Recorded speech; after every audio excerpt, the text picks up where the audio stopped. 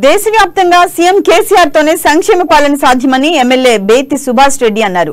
ఉప్పల్ నియోజకవర్గంలో నిర్వహించిన ఆత్మీయ సమ్మేళనంలో పాల్గొన్న ఆయన 8 ఏళ్ల బీఆర్ఎస్ పాలనలో ఎన్నో సంక్షేమ పథకాలను ప్రవేశపెట్టామన్నారు.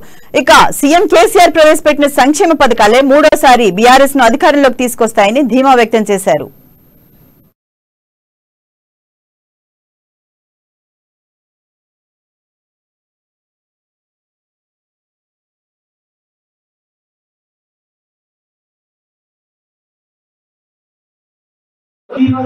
ఇంత పెద్దగా ఆత్మీయ సమ్మేళనాన్ని ఎందుకు ఏర్పరుచుకున్నాము? మనమందరము కూడా ఒక కుటుంబ సభ్యులుగా కలిసిమెలిసి ఉంటూ మన అందరి సమస్యలను కూడా మన ఉప్పల్ రాజ్యసభ గారైన ఎమ్మెల్యే గారు బేతి సుభాష్ రెడ్డి అన్న గారికి చెప్పుకున్నట్లయితే మన సమస్యలన్నీ తీరుతాయనే ఉద్దేశంతో ఈరోజు మనం ఇక్కడ కలవడం జరిగింది.